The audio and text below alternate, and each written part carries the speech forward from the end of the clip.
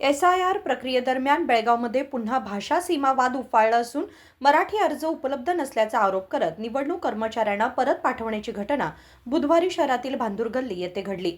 घराघरात जाऊन मतदार यादी दुरुस्ती संदर्भातील अर्ज वाटप करत असलेल्या निवडणूक कर्मचाऱ्यांना MES कार्यकर्त्यांनी अडवल्याचे समजते. कन्नड भाषेतील अर्ज नाकारत मराठी भाषेतील अर्ज द्यावेत अशी मागणी करण्यात आली. यावेळी MESचे नेते सुनील बाळेकुंद्री यांच्या नेतृत्वाखाली कर्मचाऱ्यांना अर्ज न स्वीकारता परत जाण्याच्या सूचना देण्यात आल्याची माहिती आहे. नमस्कार, मी सुनील गजानन बाळेकुंद्री, माजी नगरसेवक. हे आज जे फॉर्म दिले भरण्यासाठी आमच्याकडे ऑफिस स्टाफ आला इथं, तर हे पूर्ण कन्नडमध्ये आहे. त्याच्यानं मला काही पण समजायला तयार नाही. माझी मागणी अशी आहे की मराठी, कन्नड, इंग्लिश तिन्ही भाषेमध्ये द्यावं.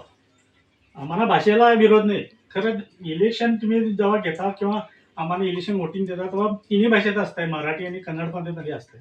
मग आता का नाही? आता आम्हाला मराठीमध्ये करून द्या. आम्हाला भाषेला का नाही, तिन्ही भाषेमध्ये लिहिलं तर आम्हाला सोपं जाईल.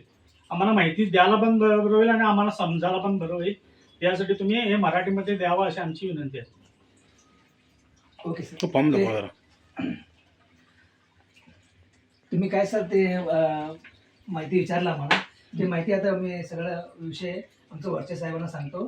त्यांच्याकडे काय माहिती आहे ते आणि येऊन तुम्हाला सांगतो. तेव्हा हे करा, त्यावेळेला फॉर्म भरून द्या. फॉर्म तुम्ही ठेवून घ्या सर. तेव्हा नवीन आलं ते पण तुम्हाला आणून देतो आणि केला तर बरं होईल. तुम्हाला प्रॉब्लेम आहे, ठीक आहे. कोण पण मला हे करून तुमचा टाइम बी वेस्ट होणार आणि काम पण व्यवस्थित. या घटनेमुळे SIR प्रक्रियेच्या पार्श्वभूमीवर पुन्हा एकदा भाषा व सीमावाद चिघळला असून बेळगावमध्ये तणावपूर्ण वातावरण निर्माण झाले आहे. विनोद कोलकार, KMM मराठी, बेळगाव.